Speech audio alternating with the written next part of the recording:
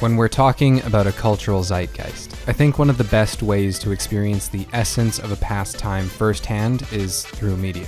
Media is capable of putting a person into the shoes of someone from a generation before them. And Sonic is a video game franchise that has been around for a pretty long time, 26 years as of the making of this video, having been released in 1991 under Sega.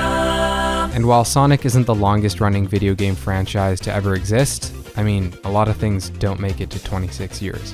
The sheer length of time that Sonic has been around makes it a great tool to look into different times of popular culture, more specifically Sonic's music. At the time Sonic the Hedgehog was released, the era of the arcade was coming to a close. The focus of video games was being shifted to home consoles. It was a period of great transition both for games and other kinds of media. Music in 1990, for example, the year Sonic began development, was just coming off the trail end of the 80s, but there were still a lot of 80s techniques being used.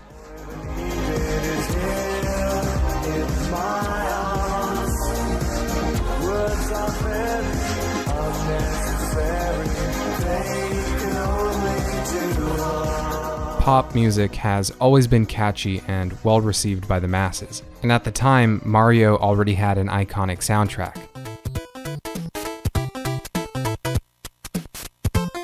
So when Sega was developing Sonic, their idea of Mario's competitor, they thought taking the music in the direction of pop would help give them that competitive edge.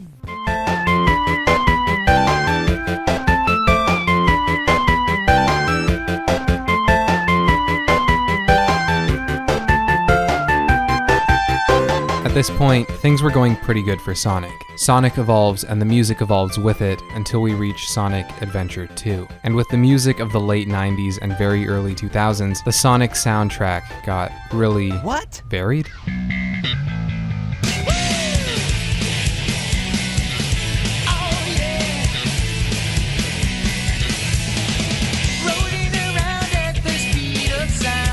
And to this day, I still don't think I've found a soundtrack with bumps for both edgy tweens and hardcore gangbangers. I'm walking through valleys, crying pumpkins in the alley. Didn't seem happy, but they sure tried to get me. Had to back them up with a fist metal crackle.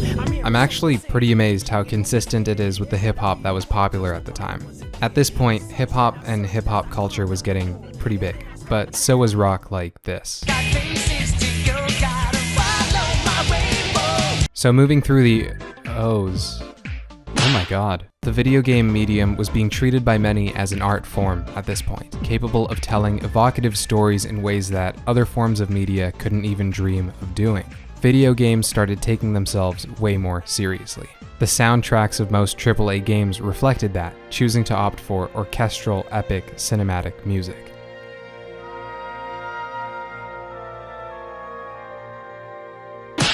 Regardless of whether or not you think the game is good or if the music is fitting, I sure don't. Sonic had once again adapted like a chameleon to take on the ideals of the industry surrounding it at the time.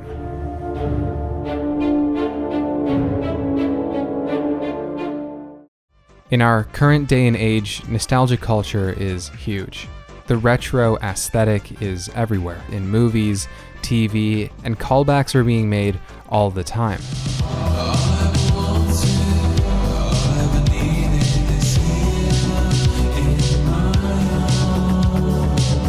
It's like we're living with retro obsession. Our culture is fractured with one half moving forward and one half revitalizing the past. So when it comes to the new Sonic game, Sonic Mania, which is a really good game, it's pretty interesting to find that, once again, the music reflects this. When Tiago T. Lopez was asked to make the soundtrack for Sonic Mania, he said he wanted to make older Sonic fans feel like they were kids again. And my lord, if this wasn't one of the best soundtracks I've heard in a while.